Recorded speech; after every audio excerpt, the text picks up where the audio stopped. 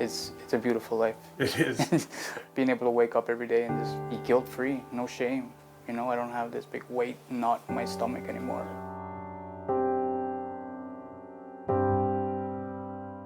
When I was at my lowest point, it was, you gave me that little bit of hope, you know, to have you come to do the meeting that night, and I almost didn't even recognize who you were, you know. It was funny. Yeah.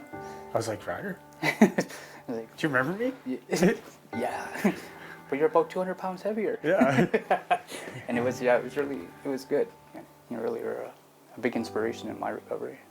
I first started using opioids in 2000 in the penitentiary. I was 19. I went back out into addiction off and on for 15 years. It was a battle that almost took my life a couple of times until I ended up in detox.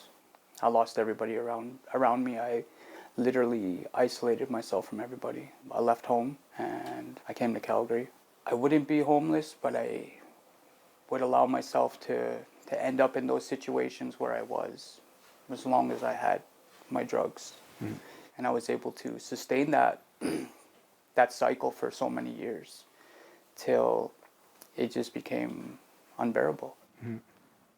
When did your addiction start?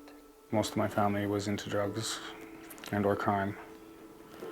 So when I turned 33, I didn't want to have that normal life.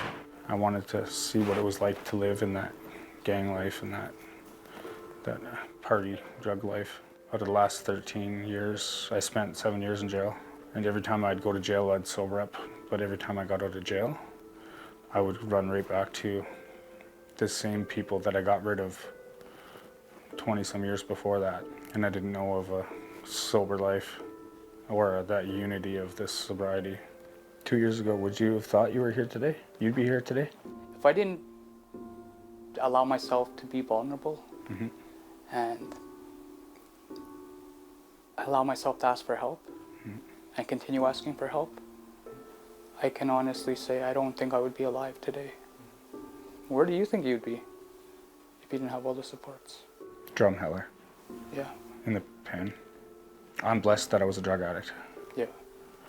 I'm blessed that I burnt my life down to the ground so hard that they put me on that poet program. Yeah.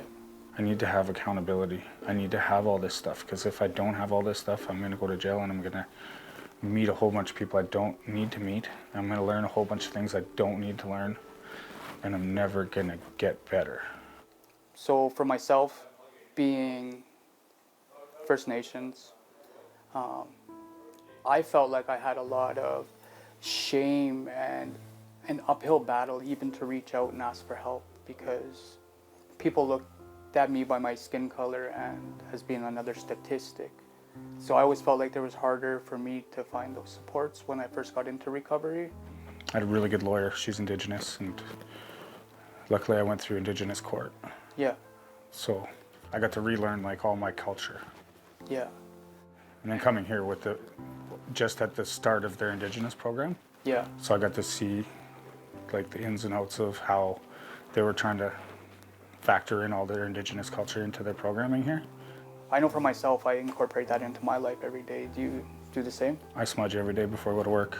Yeah. Every day when I get home. Smudge, pray.